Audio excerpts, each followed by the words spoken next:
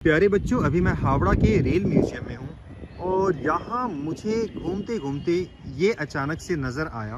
पहले तो मुझे ये समझ नहीं आया कि रेल म्यूजियम में इसका भला क्या रोल है, बट खैर नज़र आ गया तो सोचे कि एक मैथ्स का क्वेश्चन हम आपसे डिस्कस कर लेते हैं।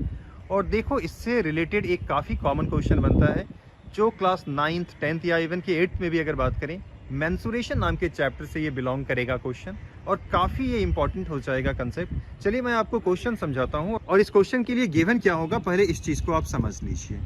देखिए प्यारे बच्चों, ये जो व्हील है इसे आप देख लो, ऑब्वियसली आपको मालूम ही होगा कि इसका शेप कैसा होता है।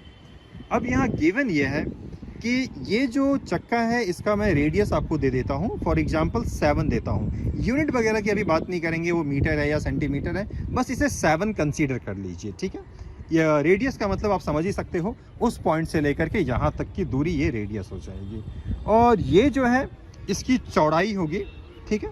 और ऑब्वियसली ये जो शेप है, इतना तो आपको समझ में आ रहा होगा, अगर इसको ठीक से देखोगे तो सिलेंड्रिकल शेप माना जाएगा इसे। तो इसे आप या तो चौड़ाई ले लो या फिर किसी दूसरे तरीके से देखोगे तो ये हाइट आपको नज़र आएगा, यानी कि हाइट की तरह इसे कंसीडर कर सकते हो, खास करके इसे अगर हम खड़ा कर दें तो। चलिए बच्चों, इतनी बात तो आपको समझ में आ गई। अब यहाँ ये भी चीज़ गिवन कर देता हूँ, इसकी जो ये चौड़ाई है जिसे हम हाइट भी कंसीडर कर सकते हैं, इस चौड़ाई को मैं फॉर एग्जांपल 14 दे देता हूँ। फिर से मैंने कहा यूनिट के बारे में यहाँ बात नहीं कर रहे हैं, दोनों की यूनिट सेम ही लेते हैं। अब आपको ये बताना है कि अगर ये चक्का एक बार घूमेगा तो एक बार घूमने के बाद ये कितना सरफेस एरिया कवर करेगा, या फिर कितने बड़े एरिया को या कितने बड़े हिस्से को ये प्लेन कर पाएगा। अब ये एक बार भी हो सकता है, 10 बार भी हो सकता है, 5 बार भी हो सकता है। इसके पीछे कंसेप्ट क्या है ये पहले समझ लीजिए। अब अगर ये वाले सरफेस को देखोगे जो मैं अभी आपको इंडिकेट कर रहा हूँ, ऑब्वियसली ये कहलाएंगे लेटरल सरफेस एरिया। अब lateral surface area in case of cylinder find करने के लिए हमारे पास एक फार्मूला आता है, आप सबको शायद ये मालूम होगा। अगर आपको मालूम है तो अभी वीडियो को रोक करके एक बार कमेंट करके आप ट्राई कर सकते हो, एल्स मैं बता रहा हूँ। ये होते हैं 2πRh, राइट। 2πRh ये है lateral surface area for cylinder, right ना। अब क्या करना है, कुछ नहीं, बस काम हमारा हो गया। 2πRh 2 इंटू 22/7, ये आपको मालूम होगा। आर की वैल्यू हमें 7 रख लेनी है, या जो कुछ भी होगी आपको वो रखना है, और एच का वैल्यू ये हो जाएगा। और इसके लिए हमने क्या रखा था, 14 माना था ना, तो बस 2 इंटू 22/7 इंटू 7 इंटू 14 आपको लिख लेना है।